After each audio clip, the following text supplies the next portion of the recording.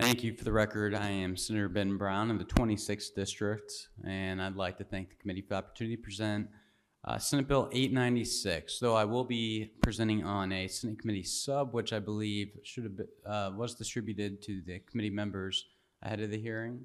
And happy to answer any questions on the differences between the two as well. Focus mainly on conversations with some of the clerks, just some mostly minor clarifications to just address any concerns that were brought to my attention. And Senator Brown, they do have that. I apologize. I should have mentioned that at the beginning, but they do have the substitute. Terrific. Throughout my first 3 sessions in the legislature, one of my primary areas of focus has been restoring confidence in and ensuring the integrity of our system of elections. While the threats to this system can evolve over time, I believe that there are few that pose as great of a risk to our state sovereignty and to our right of self-determination as the threat of outside influence. This influence can come in many forms. In recent years, we've seen the rise of dark money groups seeking to undermine our state's electoral process under the guise of reforming our elections to quote-unquote bring together election officials around a set of common values and standards.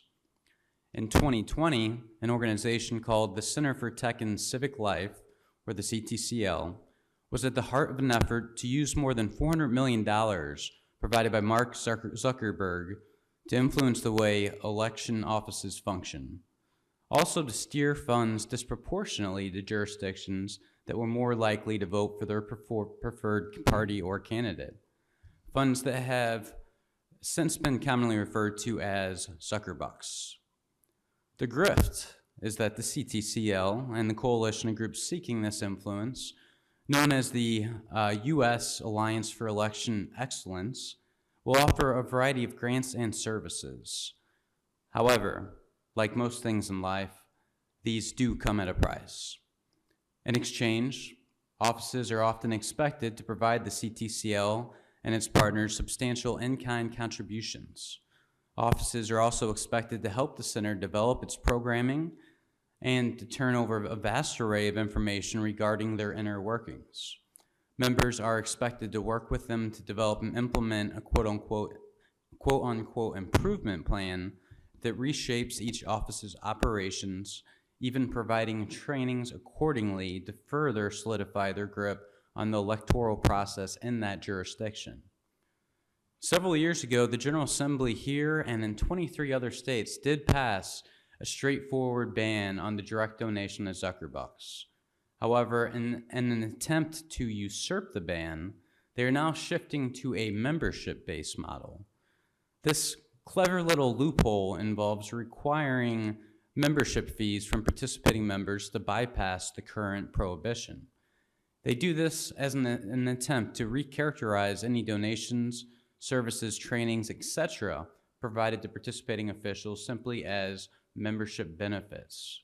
The reality is that even if there are membership dues paid, they are generally just converted into quote-unquote scholarships and refunded back in the form of credits used to obtain equipment, services, and trainings, often exclusively from the CTCL and other similar outside organizations seeking to exert more control over our electoral process.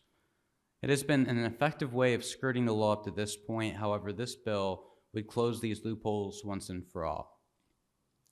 For one, Senate Bill 896 seeks to put an end to this practice by ensuring the ban on private election funding includes in-kind contributions by these entities.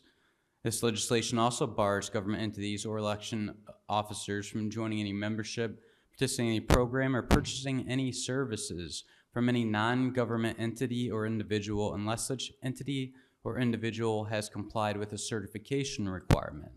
This certification would state that they do not directly or indirectly finance election administration, nor are they funded by foreign donations. It also requires any election officer who joins any such non-government organization in their private capacity to disclose their participation to the public, including a disclosure on the participating election official's website.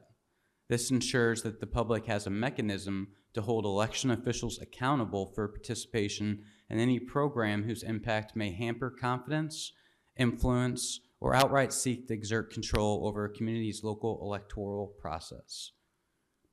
I have been honored to work with colleagues from both sides of the aisle to pass meaningful election reform measures over the last 3 years. I hope that this continues and that the committee will join me in supporting Senate Bill 896, ensuring the previous sucker bucks ban passed by the General Assembly is honored and not just simply disregarded through the exploitation of loopholes. Thank you, and I'd be happy to answer any questions.